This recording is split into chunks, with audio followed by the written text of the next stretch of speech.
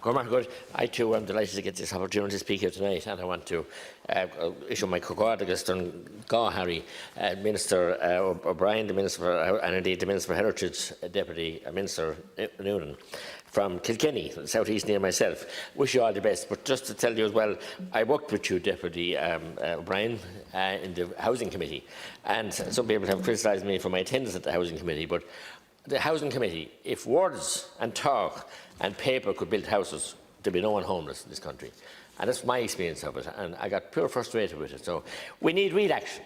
And I know that Fianna Fáil party, remember I came from, my family was the founding members of it, and I know they always had a history of building houses, and built the houses, especially local authority houses. And let's face it. So I hope that you have the say in this government.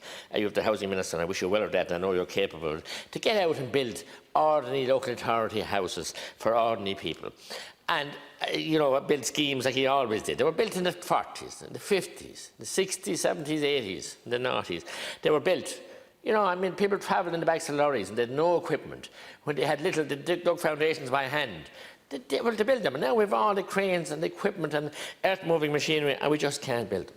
Planning is a disaster, and I hope, Minister Noonan, that you won't make it worse, because you have a track record of being objecting to planning, whether it's for forestry felling licences or getting out entrance to get out licences, and many other issues. Some of your members are just top class at it, and serial objectors, and we don't need those. We obviously have to have balance, and we have to have good planning laws, and we don't have them. And Deputy Collins mentioned, and Deputy Annie Hilary, who's here, is always talking about the rural cottage and rural house. The council always built those, and the amount of homes. Now you're not building them. As I said, if to talk, Deputy Kelly was in it for years. There are more housing ministers than I had hot dinners, but we can't build the houses. Minister, planning has a huge role to play. And Minister, I spoke to you this evening about a planning situation in my own town in Care and Tipperary. A lovely family, a community of people that are there in that area, and built their own houses, private houses. They're not snobs, and it's not NIMBY. And there was a county development plan which is due to expire, where a new one should be developed. And also there's a planning permission for a large number of houses from Bord Penala, with a lot of conditions. And that expires on the 29th of this month. And the thing, when we have cowboy builders arrive on the scene on Saturday morning before 8 a.m. before anyone got up, and continue to develop, in spite of a warning notice from the County Council, in spite of having no commencement notice sent in to Building and Control and Development Action, and the County Council officials, they're aware of it and they're issuing them notices, but that's not good enough. These people want to plough on. They have now dug foundations this evening for houses right up on top of others which Bord Penala had denied. This land is deemed to be Z-zoned in the new plan because there's too much land zoned in Care. These people want houses, want to have people to get houses, affordable houses, local authority houses and private houses, nice mixture, but they want to be consulted and respected. And above all, the planning laws of the land cannot be allowed to be flouted by any company. Whether they come from this town, which apparently they do, and when they might have some celebrities, sports celebrities involved in their company, they can't ride roughshod over the planning laws, and especially over the people. And I stand with those people who have housed themselves and housed their families, and now all they want is the same law to be applied to developers as is applied to any individual, whether it's to build an extension or a bathroom, downstairs bathroom for a disabled person or somebody has a stroke or whatever.